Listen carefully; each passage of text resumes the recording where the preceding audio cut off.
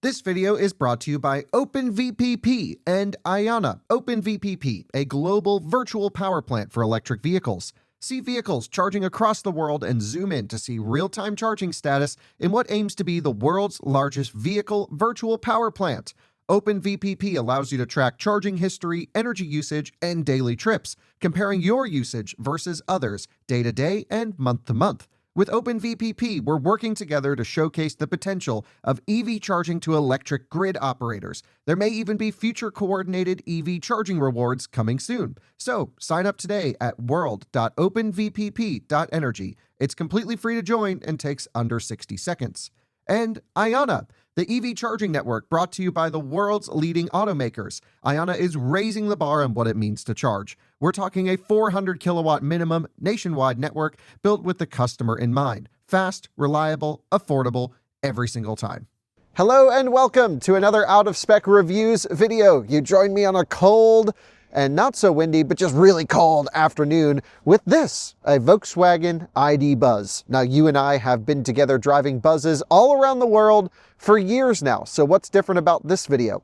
Well, in every other experience, I've had the Buzz for a few days, maybe a week, just like trying it out here or there, little tests. But over the last few weeks, we have put about 5,000 miles on this ID Buzz. And you know what? It's been a real learning experience. And in this video, I'm going to tell you what we've learned and what we love and hate about it, because behind the camera is Scot. How's it going? Hi there. How's it going? Yeah, doing well. Glad to have you here. Thanks for filming this one. Absolutely. So in this video, we're going to tell you everything we love and hate about the Volkswagen ID Buzz after really throwing it through the ringer. Everything from track work to road trips to run to zeros and charging tests. We now fully have this thing quantified. Is that the correct word? Maybe. Maybe. That's your word of the week. That's my word of the week. And yeah, let's tell you all about what it's been like to live with the ID Buzz.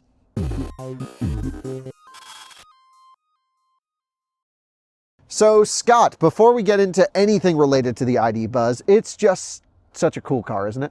It's very cool, and it's been very surprising, and it's very cute. Yeah, I mean, come around the side. This is one of the largest electric vehicles on the market. We keep talking about Escalade IQ. Why are you looking at me funny? What do you mean? It looks small compared to my Rivian. No way. This has so much more room than your Rivian. Are you kidding me? Look at the size of this trunk right here. Maybe the more height. Headroom. Look at this. You could fit so much stuff in here. The seats, they go down. If I remember how to do that. I think you just pulled. No, you got to put the headrest first. Oh. And then you're right. There's this one here.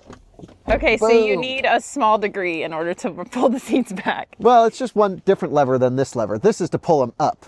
Oh, convenient. I like that. Yeah. So anyway, things we're learning. That's why Volkswagen sent this to us. So a huge shout out to Volkswagen. I called them 2 days before we needed this car. For a ridiculous race. And it was a big ask. And a ridiculous request, which is like, hey, I want to put the ID Buzz up against an Escalade IQ, an Ioniq 9, a Gravity, a new Model X, an R1S. And they were like, hell yeah, send it. They were all in. Yeah, they're like, we'll bring the vibes. And I'm like, Yeah. You know what? That's so cool. And I think this car and that spirit kind of represent each other pretty well. Yes. This definitely is like not going to win anything on paper. But in terms of experience, it's right there. For vibes, it's right on the money. So this is an ID Buzz first edition, and that means that it's kind of an early one. They don't build these anymore. You get off the shelf, you can configure yours at the Volkswagen dealer. This has like almost all of the options, but not everything, Scot. Okay, I didn't know that. I thought this was a fully loaded one. What are we missing? I don't remember offhand, but I think it was like head-up display and like a couple other things that they weren't available when this came out. But in the US, we only get the big boys. The long wheelbase. That's right. Yeah. And so most of my experience with ID Buzzes was with the Euro specs early on, because they launched in Europe like over a year before we got them in the US. Okay. And those had an even smaller battery pack in it. That was the normal like ID4, 77 kilowatt hour pack. This at least has another module or two, so it's 86 kilowatt hours usable. Okay. It's just not enough battery capacity, Scot. Yeah, I mean, that wouldn't fly in my world. We'll talk about what that's been like and how we've enjoyed living with it. Look at all the space. So you'll notice this one has captain's chairs as well. Yes. Which, let me jump in here really quick, Yeah. just to show everyone. How tall are you? I'm 6'1" or 1.86 m for the European viewers. Okay. So much freaking room. And I can come all the way here. Then check this out. Because it's an all-wheel drive, it has captain's chairs. I mention that because if you get a rear-wheel drive, you actually can get a bench seat, but there's like a weird weight class. You got space. Look at this. Look at all that space. It's insane. You can put all 3 rows fully back and have room for 6 adults in this case, or comfortably. Yeah, like way more than gravity, way more than everything. But yeah. We keep talking about all these like Escalade, Rivian, whatever. This has the most space of any electric SUV van thing we've ever tested. Space. It's huge, and it's got this really nice glass roof that's electrochromatic tinting. Yep. Your Rivian has the same thing. And even just like thoughtful features for third row that I really like. There's a USB port back here. There's an iPad holder here. There's a cup holder here and another cup holder right there. Oh gosh. Not on this side though. Why? What's in there? The charge port gets routed, the DC cabling. Okay, that makes sense. Look at the cute little buzz on the leather detail. Yeah, Doug DeMuro did a great review of the Buzz when it first came out, showing all the little highlights of it everywhere. Cute. So, you know, we've already done all of our initial like early videos on the Buzz, initial tests, initial impressions. We have lived with this thing for thousands of miles now. Yes. And I feel like I've learned quite a bit about like its shortcomings and some things that it's really great at. So we'll get into that in this video, but I just want to like commend Volkswagen on the space. And I'm so happy they sent it to us because Scott, I totally forgot this car existed. Really? Yeah, because you just don't really see them on the road here in America. They don't sell that well. You don't see many of them out there. It's kind of a shame because it's so cool. But anyone thinking about buying one just looks at that range number and then looks at the price number and goes, oh, no. Yeah. It's hard for people to get past that. Not me, though. Okay. Not that I'm buying it. You're a Buzz lover. Yeah, I'm like, what? Are we adding this to the fleet? No. It's not a bad thing to add to the fleet. It just doesn't fit in with our lifestyle. I actually had one on order, and we were offered one of the very first ones, and I passed on it. Okay. And I'm glad I did because the depreciation was kind of rough. Yeah. It was so exciting, but like it just came too late. And the excitement had fizzled. Let me jump out because I want to tell you more about this thing. All right. This is built on the MEB platform, which is similar to like ID3, ID4, ID5, ID7, and then this is the biggest version of it. And it's a dual motor all-wheel drive one, surprisingly punchy, 330 horsepower or so, but man, does it actually light up. Yeah, we've had it on track a couple times. It's funny. Yeah, we drag raced this against the Rivian R1S base model, the LFP, and you'll have to go to one lap to see the results. Surprisingly responsive, really fun, great powertrain in this car. Yeah. It uses a permanent magnet rear motor. It's codenamed APP 550. Little Volkswagen nerd guys will appreciate that. It uses a Magna induction motor on the front axle to reduce flux-related losses, which means when you spec the dual motor version, Volkswagen calls it 4Motion, all-wheel drive, there's only like 3 or 4 mile range loss in the EPA cycle. Okay, so probably not that much at all. Not that big of a deal. I mean, I think if you're just cruising around California, you can get a deal on a rear drive, that's fine, but no reason not to get the all-wheel drive if you want the extra power or all-weather stability. And speaking of that, you had this car in the snow and ice of northern Maine, Scott. Oh my God. Okay, that was like every single driver that was there had experience in the snow and in the ice except for the person that was driving. Yeah, you put Adam behind the wheel somehow. Sorry, Adam. Yeah. And it actually handled shockingly well. Even though he was not necessarily very smooth with his moves, we did slide a couple of times, but he was able to regain traction and we were fine. Yeah, so good stability control in this thing. I was shocked. Yeah. Yeah, I don't know how that ended up happening. You probably should have driven. I should have driven. I think I was trying to coordinate some more stuff for the race because we still were not up to Fort Kent at that point. Right. Anyway, that'll make it in a video somewhere at some point, I'm sure. But yes. I'm glad you guys made it. And you were just on all season tires. We just got a freak ice and snowstorm out of the blue on us. Yeah, Sketcherama. And, but, you know, shout out to Volkswagen chassis controls because ABS, stability control, torque vectoring, all did its job. Did you know that the Volkswagen MEB platform, ID4 and Buzz, 3, whatever, all these cars, they're the only vehicles maybe ever that do brake-based torque vectoring with rear drum brakes. I only knew that because you told me last week. It's my favorite factoid about these cars. They use rear drum brakes, which I'm like not against actually. Drum brakes are fine. for, you know, the occasional use. This has a ton of regen. It's like an emergency brake. Yeah. But it can squeeze them, or I guess push out on them, to do torque vectoring stuff. Yes. Not to say that this is a drift machine. Surprisingly fun to drive. I'll have a 1-lap video on this ripping around the track.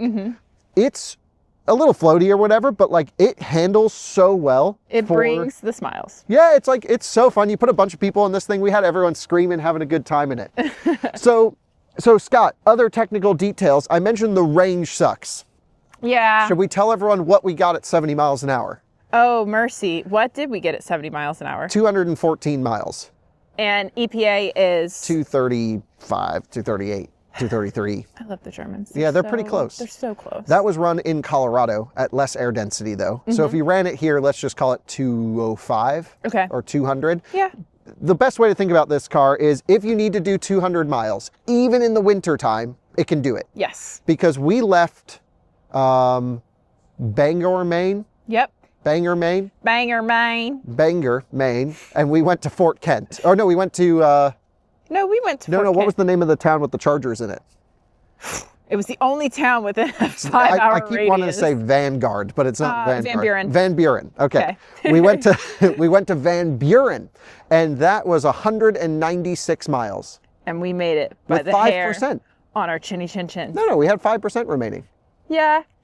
So that was totally fine. Yeah, it was the second route that we took that got us there, because we did put in a first route. Yes. And but that was like, I don't remember. It went like all the way around. Doesn't matter. But basically, this thing can do 200 miles on the highway. You got to draft sometimes behind trucks, but it can do it. And that was winter conditions. It was 32 degrees outside or colder. And windy. And windy, but you know, the truck's pushing the air out of the way. We were right up on the bumper. Yeah. So that's actually not that bad. And what makes it really not that bad is the charging performance, because when we talk about full charge range on a vehicle, that is almost irrelevant for most of that vehicle's life, because that only helps you on the first charge leaving your house. Yes. You know what I mean? When you leave the house and you are at 100%, you go. You never go to a charging station and charge it all the way up. Right. Because it takes so long. This, 45 minutes, 0 to full. We were very impressed by that. We were like, oh, we've only been here 45 minutes. Yeah, so go to our out of spec testing channel. I have a full DC fast charging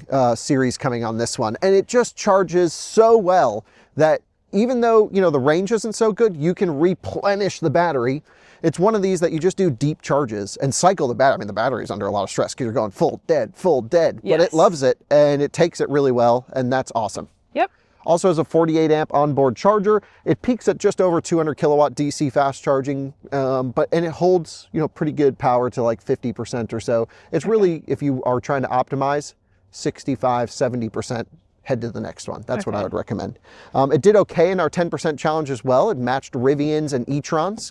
So I was really impressed with that. Oh, I should mention, normally there's a DC port cover on here. But it broke. No, it didn't break. Oh. William ripped it off. Oh, it's sitting in the cup holder. Yeah, I've got to reinstall it. Why did he rip it off? Because we had to DC charge this so many times. Imagine just cycling the plug thing a million times. It slows you down. It's not like my Rivian, you can just leave the cover out. No, it's a dangly thing. Yeah, okay. They're terrible. Big miss. I would do this. On a charging note, recently, what did this get access to? Tesla supercharging network. Yeah, that's why we were able to invite it on the road trip. It would have made it without superchargers. It just would have been a bit annoying. They use superchargers most of the way. More annoying than what it was. Yeah, so the actual interoperability between the Buzz and the supercharger network is pretty good. I think they had a couple bugs. We'll have to watch the Eastern Edge. I don't actually know 100%, but I am going to set up a call between the folks who drove this in the Eastern Edge trip and Volkswagen to just talk about their charging experiences. Excellent. Volkswagen North America had some interest in hearing about how it went, because this car is charged on superchargers more than any other VW in the country. Wow. And they were like, oh, let's hear how that went. That's so nutty. Yeah, it's pretty cool, I think. You know what's also awesome, Scott, is just speaking about some other cool things while we're here. 2 power doors on either side with power windows in them. Yep. However, the team that drove this would prefer the window to be swapped. They wanted it to open from the rear and slide forward rather than to have the front open backwards. Oh, I think that's very interesting, because I'd want airflow coming like here that way. I agree with you, but I just wanted to bring up their point. Their preference. Okay, Yeah. well, their preference is wrong. Okay, we'll get into our loves and hates here, maybe just right about now, but I want to leave everyone with the impression that I think the ID Buzz, based off of all of our testing, has German repeatability. The battery tuning is amazing. What it does when you run it out of charge is so predictable and super safe. It gives you 2 restarts at the bottom. Watch our run to 0 test on this. I think it really sets the benchmark for that. The ID4 would be the same, I imagine. We'll have to test it out. But, you know, one of those cars that Volkswagen had a bad name for software in the last few years. You did a whole software video on this, Scot, and it's just gotten reliable. We had no glitches with this car, as far as I can tell, right? I think maybe one charging glitch on the road trip I heard about, but I never experienced it. We've not experienced a single glitch. Right. It was just the folks who drove it in the Easter and had one charging problem. That was like towards the end after it had been driven and charged a million times. It's probably like... Yeah, I may have been out of breath a little bit. Like, please. I don't know exactly what happened there, but they got it up and running, and then it was fine again. Yeah. So, you know, it's just one of those cars that we brought on the trip, and it was dead consistent. No bugs, no glitches, and you have to give them props for that. So we should run through what we love and hate about the Volkswagen ID Buzz. Do you have your phone on you? I do. Can you grab it? I can, but it's very cold out here, and my hands are getting a little cold. Oh, well, just hand it to me then. I'll film. Yeah, that would be excellent. Hello. Tell us what we love and hate about the Buzz. Okay, well, I can already say one thing that I love that you hated, and I was very confused by that. Oh, really? You don't think it's easy to get into. I really don't. I think this is the biggest problem with the Buzz in terms of getting in and out of it. Yeah. I said it was very easy to get into. Okay, now you are an able-bodied human. Yeah. Speaking of... So pretend you're a 75-year-old grandma who can't lift your body weight up like that. You got to slide into stuff. First of all, grandma is not sitting up front. She's going to come up here. She got her little grab bar, and she's going to get up in here. Okay. That's hard for me to do. Yeah. My back hurts. Yeah. Look how the problem that you haven't told yet, Scot, is that the seats are mounted so far inboard, especially here. Well, what would you expect? What do you mean? Well, so the seats are mounted so far in. Yeah. It's just awkward. You got to keep sliding over. If you have kids and they're, running in and out and they have all their stuff, I thought it'd be excellent for elderly people, children, animals. The back is an even lower entry height, I think. So we're talking 2 different things. Low entry height is great. I'm with you. Okay. Seat mounting too far in, I'm not with that. Makes it hard. Yes. Okay. Yeah. I think that's a fair point. Because you're right. Let's show everyone the trunk really quick. The loading height in this is excellent. It's on the ground. It's wonderful. And I'm a tall lady. You know what I can't do with the gravity? This. This is a big car. This is a big car, tall car. I mean, you can fit under there, and you're So, low loading height. Right, and so this has an accessory in here, which is this right here. I think it's on all the first editions, and you've got little bags and stuff. But you can rip all this out. You can pull the 3rd row out as well. And it's giving minivan. But like big minivan. Yeah. Like, this is a really well done family car. It's to the point where my buddy Forrest bought one for his wife and kids. For his family. Yeah, and just absolutely loves it. Oh, okay. Well, let's get back to a couple of the other things. What else do you love about it? This is the wrong cell phone. Unfortunately, I have 2 phones, and that doesn't help. Okay. So you love the ease, the low loading height. We'll put that. I love the low loading height. You hate the not egress ergonomics. That was a lot of words I didn't know. I know what ergonomics means. Okay, something else that I really love is that it is very comfortable to ride in it. All right, well, jump inside the driver's seat. Tell us what you mean, but I want to see how you fit in there.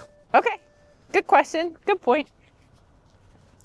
Because I would say it's not so comfortable. Oh my gosh, but what did I say? Did I say it was comfortable to drive or comfortable to ride in?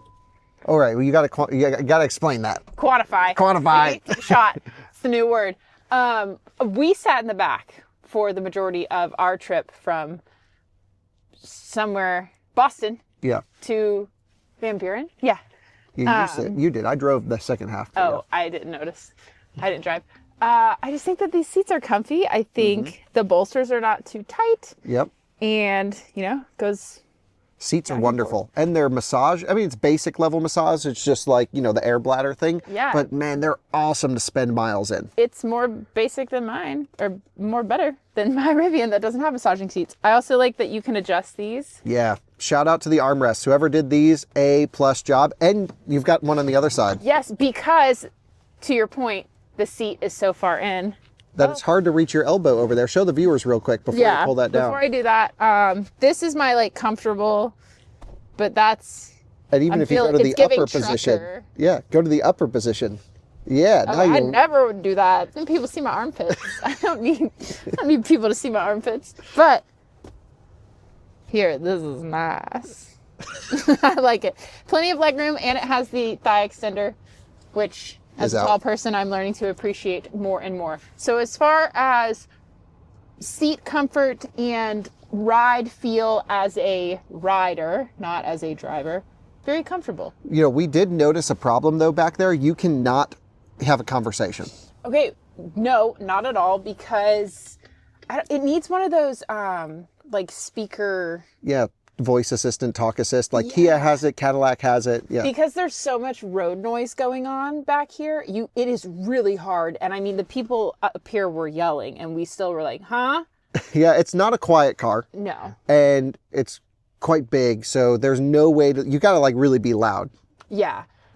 So, that was not ideal. But again, overall comfort. Great HVAC. You've got all the roof vents back there, so you found yourself pretty comfortable. No dog mode. But seat controls, hot and cold back here, which is huge. Controls, yeah. And then heated seats. You have heated seats and USB ports right here. But no dog mode. No, your heated seat didn't work. It works now. Oh, it does? It was a glitch in the car. Oh, so it did glitch. Yes, it did glitch. So we lied for saying that it didn't glitch because I forgot about that. Right. Originally, we But you didn't even tell the viewers what glitched. The rear passenger heated seat didn't work. Good thing you just told them. Yep. It did not, and it worked for a while and then just died on me. But this one worked fine. Yep. So that was a bummer. But they get pretty screaming hot. Yeah, they do. I like that. So again, back to my comfort point. Very comfortable. I think it's super comfortable in terms of spaciousness for a family. You can throw everything in here. You've got all the room in the world. Well, yeah. What I don't think is ultimately comfortable is the ride quality. It's more than acceptable, but we're not talking Lucid, premium. I don't feel like I'm on butter. Yeah, it's not like an Audi Q8 e-tron just floating down the road. No, not at all. So, but that's not the intention of the car. So no, the intention, I think, is a family hauler. It's more than acceptable. It's smoother than a Tahoe, I think, or comparable. You've driven old Tahoes. You haven't driven the new ones. They're pretty nice. I love a nice Tahoe. I do have a gripe with the back seats. I wish they folded back more. Oh, we'll jump back there. Let's show everyone. I have one issue that when you try to leave the car on, every time you get out of the seat, it shuts off, even though you can hit the manual start-stop override. That is very annoying. Yeah. You're going to have to push the seat back a little bit. Sorry. I don't remember where that is. It's right in the center. Is it? Yeah. Oh, it's so far back there because you have it. No. Oh, no, I'm just dumb. It doesn't move. So for me, obviously it sits up. That's not far back enough for you? Not for me because I need to be a little bit more back to rest. Oh, and no, they give it to you there. There's no, what are these armrests? There's no armrest. No armrest on this side. Oh, that's an interesting point. It was very annoying. I had a blanket shoved What in about there. cup holders? Do you have cup holders back here? Yes, I think. Wait, I've done this before. Nope. That's something I noticed. No place to put your drinks back here. Maybe in the door pocket, but... I mean, yeah, that's what this one's being used for. Oh, I mean, it's set out. And the Euro cars get a nice little tray that pops out here. Oh, we don't get the trays. I wish we had the tray. Yeah. They said it was a weird FMVSS problem, but the Lucid Gravity has trays in the seconds. What is FMVSS? Federal Motor Vehicle Safety Standards. Say that 5 times fast. Okay. I'll spare the viewers. Okay, what do you love? Keep going through what you love. One more thing that I love is that, well, I guess it's 2 things. the route planning is so reliable. You mean the EV route planning? Yes, the built-in EV route planning. Yes. Yeah. You will arrive at the state of charge that it thinks, but it does not take into account your driving behavior. Well, so like if it says 10%, you know you're going to rip it, you'll really get there at like 5. Yeah. But it's predictable. It predicts elevation and traffic. But again, driving behavior, not quite. And it does automatic preconditioning on the way to the charger. Like it's really a dialed in system, and their software is so much better than early versions that the ID4 launched with. Yes. So this new operating system 5 or whatever it's called is really good. It's really, really good. So that's it for my loves. Do you remember a couple of yours? We've talked just about walk the through. space. Yeah, walk through. I think I sent them to you, right? Yeah, you did. So you said that you loved the space, vibe, and overall space. So you said space twice. You said it, not me. Okay, yep, there you go. I think we've talked about it enough. I mean, I just think you could throw everything in there. What I would love to do with this, Scott, is if we ever got one, you know, maybe if they come up cheap on the secondary market, take all the seats out in the back and have a big cargo version. Oh, I'm all for that. Like the ultimate dog hauler. Yeah, I was going to say ultimate dog hauler without dog mode. Yeah, meh. And no easy way to leave climate on. First of all, if you wanted to turn this into a camper, you cannot leave climate on for more than 1 hour. It shuts itself off. Honestly, I was about to be like, well, who's going to be camping in this? But honestly, I feel like a lot of people would get this with the intention of camping. My buddy Christian drove one around the world. Cool. He works for Christian. He works for Volkswagen and took a prototype on like a 30,000 mile road trip before it launched. And I was like, dude, camp mode? He's like, I've been asking. And if he's asking, then they're definitely not going to do it. Yeah, I just feel like it's not that hard of a thing to keep the climate going since literally pretty much everybody else does it. I mean, it's just like one line of code. Turn this button on, leave climate on. The end. That's it. It's got 86 kilowatt hours worth of battery. I'll manage that. Well, that's stupid. I guess that's fair. A couple of other things that you loved were the overall battery management and the charging performance. Yeah, so when I mean battery management, I mean we did not get any BMS sway. This thing was at the state of charge that it always said it was at, and you can't say that for pretty much any other EV we brought on this trip, maybe Ioniq 9. Yeah, well... No Model X had issues. Oh, dang it, you knew what I was going to say. Yeah, your car was good. Rivian was fine. My car was good. Yeah. It's gotten way better. The NMC This Rivians. is about the Volkswagen ID bus. Yeah, the Buzz, I mean, they really dialed in the whole battery system. And I have to say, that's still the case on because I own a Volkswagen EV, my old e-Golf. Yes. And my e-Golf is still rock solid, and that thing gets abused, and it's awesome. It does not always turn on. Yeah, I'm saying battery stuff is rock solid, and it still charges great. So I just feel like, the tuning of the battery, it's so German. What happens when you run it out to 0 is so predictable. Yeah. They just plan for all that stuff. And there's like 50 people named Klaus obsessing over what happens when you run out of charge. Where at GM, they didn't even think about it to the point where it would just brick. Yeah, immediately. Yeah, and it's like, what are y'all doing? They fixed it finally after 3 model years, but GM got it. Yeah. Okay, so I love the Germanness of the tuning of everything. I love that description, the Germanness. Yeah, the viewers will know. They do understand. So, my last love. Your last love was reliability, consistency, and no glitches. That's true. I think we kind of talked about. I think we've talked about that. Volkswagen has come such a long way in dialing in this product. Yeah. Good job. Next, what do we hate? What do we hate? Well, we've already talked about the first one. It's a big one, the battery capacity. If you had to choose a battery size to put in here, what would you pick? 120 kilowatt hours. Why? Because that just feels right to me.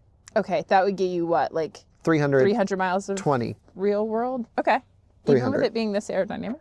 Or that would give you, instead of 200 miles of reliable range, that would give you 300 miles of reliable range. For me, that would be like so well worth 70 grand. It wouldn't be 70 grand anymore because I have a big old battery. But it could not get any more expensive. Yeah. You know what I mean? Yeah, like it needed to stay. A bigger battery and it needs to stay at 70. Yeah, or make this the small battery and make it 52. And now we're talking. Yeah, at this point, Volkswagen, sell it for 52,000. And that brings me to our next hate. We typically write down like he has 3 different hates and I have 3 different hates. Ours were almost identical. The price. Yeah, it's too expensive for what you get. I mean, that's the real problem here. When I was talking to my buddy Dustin Kraus, and shout out Dustin if he's watching this video, he was responsible for almost bringing this car to the U.S. and he brought, launched the ID4 and I mean, he was ex-Tesla, great guy. He and I had dinner one night talking about this car years before it launched in the market. And he's like, what do you think I should price it at? And I'm like, you could make it expensive.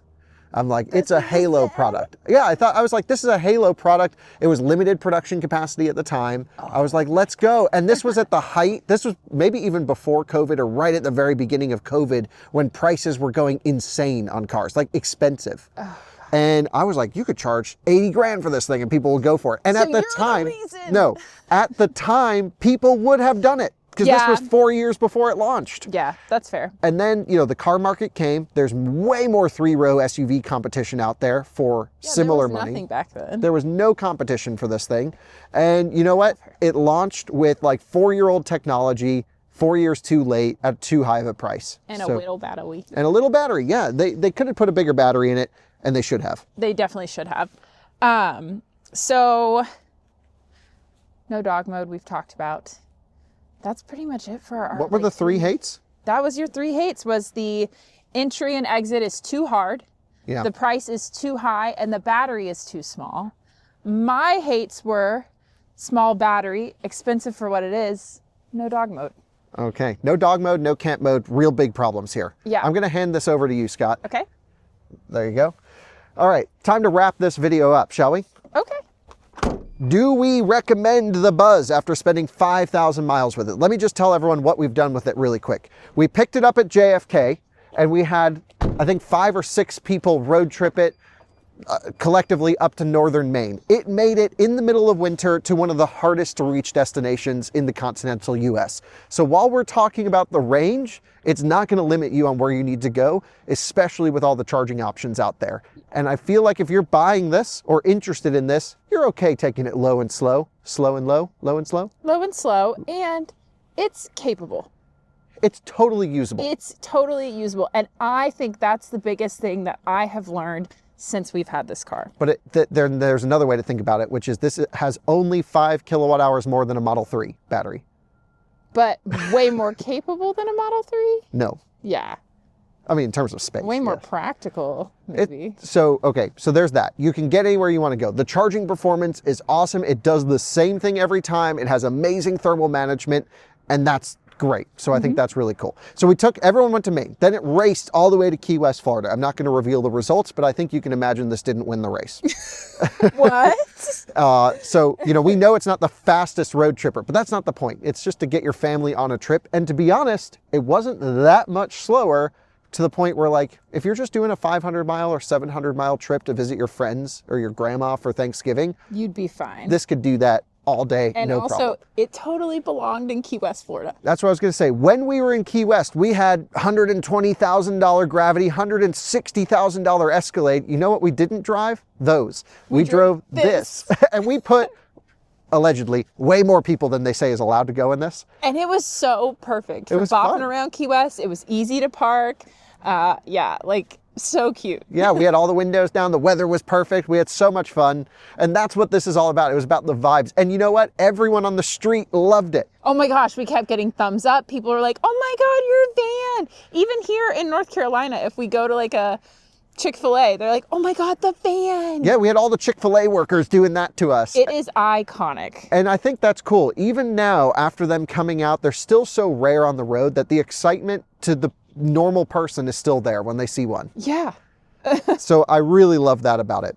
We then took it up here back to the track and we ran it through testing. We didn't actually do a range test on this one because we already had done one. Yeah. We should have done it here, but the weather's just so bad. The weather's been awful and it's not going to be that much of a difference. Yeah, it's not a range monster anyway. If this was like a really important car, maybe we would have, but it's like 200 to 215 miles at 70 miles an hour. Yeah.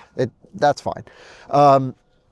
Then we ran it in a 10% challenge and found when you're charger hopping, it's right up there with Rivian and e-tron. So, it's really not that big of a deal. You're okay. And then what did we do after that? We ran it to 0, perfect results in the, battery tuning running to 0. Then I ripped it around the track a little bit, surprisingly fun. And drag raced it against the Rivian. And drag raced it. Yeah. You know what's funny about this is like, okay, if you really toss the weight around, it's pretty tall, so you get a little bit of, It's like floaty. yeah, a little floatiness happening. But if you lean it in a corner, like still naturally, it's set up really well. You can lift off and off throttle rotate this thing. There's an ESC sport mode in here. It's got the little brake-based torque vectoring stuff that's kind of annoying, but it does it anyway. And it's got like, no normal company should have made this drive that well, but Volkswagen, because they're German, like it has to have competency in chassis performance, and this does. It meets it, and even exceeds it. Yeah, I think it's great. Headlights are amazing. I wish we got the matrix function here. They need to turn that on because it's legal now. It's time. Yeah, so they need to get that dialed in. But it's just such a cool vehicle. So I really think the price is the main problem. I'm not even going to say the range is the problem or the battery. That could be justified by price. Yeah, I mean, I liked your earlier comment of saying, okay, well, why don't we call this the small battery one? Price it at 52. Yeah. I mean, that's basically almost where they are anyway. They would sell like hotcakes, but I don't think people realize. I saw them all on cars.com, 50, 52, 55. Well, now they know because they watch How to Spec videos. They should pick these up for that number. This is worth 50 grand all day long. Yeah, I'd pick this over most other things that I can think of in this market. Yeah, and most people aren't road tripping. Most people charge at home who would be, looking at a car like this. They're doing the school run. This is a family car. It's soccer. Your kids will love it. Yeah, you will be the fun parent. Yeah. There's really not much to complain about here. Yeah, you could wish it had more tech and phone as a key and all that stuff, but wait for the next generation, maybe for the Rivian software to enter this, because Rivian and Volkswagen have that joint venture coming. That would be great, but honestly, if you're just driving around, who cares? It's got great driver assistance. We didn't even mention that. Travel Assist is awesome. Yeah. Thanks. Sorry, I had to remember what it was like for me because I struggled to turn it on, but that's something that I talk about in my software review. Yeah, you hit set. No, because it's okay. I talk about it in a different way. Okay, but you can lock it to the left or the right side of the lane as well, which is nice. Yes, I love that feature. Yeah, so in-lane repositioning that you can select. It's awesome. It has a park assist if you struggle with parking. Yeah, none of those work well, though. Yeah, but it has it. Yeah, but it kind of makes you look like an idiot because it's like Austin Powers getting you into a spot. Well, this is a very Austin Powers van. Oh, good point. So anyway, Scott, what do we think? Do we recommend it? Do we not recommend it? Do we think our viewers should go for it? I just think they're so cool. Do you want me to give my opinion first? Yeah. Okay, I would recommend this if you can get it in that 50, 55 range. I think it's perfect. I think it's iconic and fun and capable in a lot more scenarios than you would think. But don't pay $70,000 for it. Yeah, I think the price is the real problem, especially given some of the competition from the rest of the cars out there. $5 grand more gets you an R1S LFP with similar range and way more off-road and on-road capability. Yeah, and dog mode and camp mode. Yeah, much better software, and it's still a 3-row great. And I drive mine every day, my base LFP R1S. Yep. So yeah, don't buy one for sticker. Would you recommend it? If you genuinely do not road trip much, which most people don't. Right. Most people just drive around. And I don't know why they watch our videos, because a lot of our content's road trip content. Yeah. But it's fun. but if you really think about the real use case of a car like this, most people are just cruising around town. Perfect. It is such a positive vehicle, and we need more happy cars on the road. And this is a happy car. This is a happy car. Car should be an emotional purchase. It shouldn't be one you make based off of numbers on paper, because we don't drive cars on paper, we drive cars on pavement. So with that, I will say thanks for watching. See you on another one again soon. Bye-bye. Oh, shout out Volkswagen for sending us this for 5,000 miles. Sorry about the miles.